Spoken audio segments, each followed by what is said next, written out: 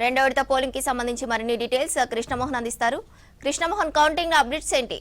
వరంగల్ ఉమ్మడి జిల్లా వ్యాప్తంగా ప్రశాంతంగా అయితే పోలింగ్ ముగిసింది. ఇప్పుడు మరో ప్రధాన ఘట్టం కౌంటింగ్ సంబంధించినటువంటి ప్రొసీజర్ అంతా కూడా అధికారులు చేపడుతున్నారు. మొదట ఏదైతే బ్యాలెట్ బాక్సెస్ ఉన్నాయో అవన్నీ కూడా సీజ్ చేసిన తర్వాత సేఫ్ రూమ్లోకి తరలిస్తారు. అక్కడి నుంచి కౌంటింగ్ హాల్ ప్రత్యేకంగా ఏర్పాటు చేస్తారు. ఆ కౌంటింగ్ హాల్కు ఈ బాక్సెస్ అన్ని కూడా తరలిస్తారు.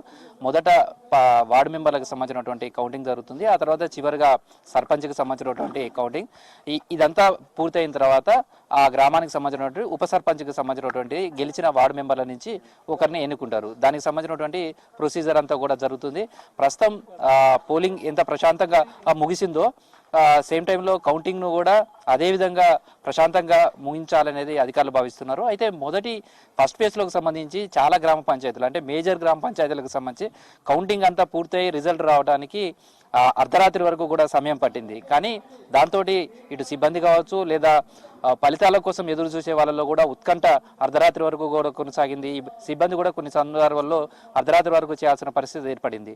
అయితే ఈసారి అలాంటి పరిస్థితి ఉండకుండా రెండో దశలో మరింత స్పీడ్గా ఈ కౌంటింగ్ జరిగేందుకు విస్తృతమైనటువంటి ఏర్పాట్లు చేశారు. దానికి సంబంధించి 2000 లోపు ఓట్లు ఎక్కడైతే ఉన్నాయో అక్కడ 2 టేబుల్స్ తోటి కౌంటింగ్ చేస్తున్నారు. 2000 కంటే ఎక్కువ ఓటర్లు ఉన్నారో మేజర్ గ్రామ పంచాయతీలకు సంబంధించి అక్కడ అవసరాన్ని బట్టి 2 లేదా అంతకంటే 7 టేబుల్స్ వరకు కూడా కౌంటింగ్ కోసం ఉపయోగించాలనేది ఏర్పాటు చేస్తున్నారు. దానికి సంబంధించినటువంటి సిబ్బందికి దాని ప్రొసీజర్ అంతా పూర్తి చేస్తున్నారు. ప్రస్తుతం అయితే పోలింగ్ పూర్తయిన తర్వాత దానికి సంబంధించినటువంటి రికార్డ్స్ అంతా కూడా ఆర్ఓకి అప్పచెప్పాలి. ఏదైతే పోలింగ్ బూత్ ఉంటారో ఆ పోలింగ్ బూత్ ఆఫీసరు వాటికి సంబంధించినటువంటి బ్యాలెట్ బాక్స్తో పాటు మొత్తం జరిగినటువంటి ఓటింగ్ సరళికి సంబంధించినటువంటి ఒక ప్రొసీజర్ చాలా డాక్యుమెంట్స్ ఉంటాయి. ఆ డాక్యుమెంట్స్ అంతా కూడా ఫిల్అప్ చేసినాక వాళ్ళ సిగ్నేచర్స్ అవన్నీ తీసుకొని ఆర్ఓకి అప్పచెప్పాలి. ఆ తర్వాత మాత్రమే కౌంటింగ్ సంబంధించినటువంటి ప్రాసెస్ మొదలవుతుంది.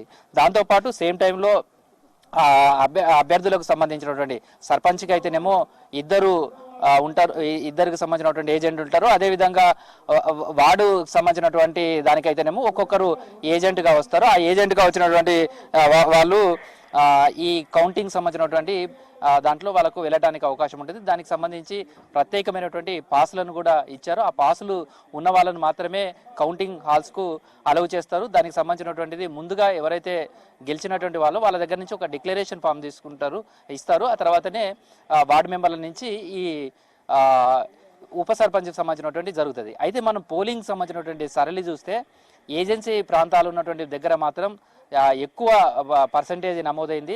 కొంత అర్బన్ ప్రాంతాల్లో ఉన్నటువంటి జిల్లాలలో మాత్రం ఈ కౌంటింగ్ కొద్దిగా తక్కువగా జరిగిందని చెప్పొచ్చు.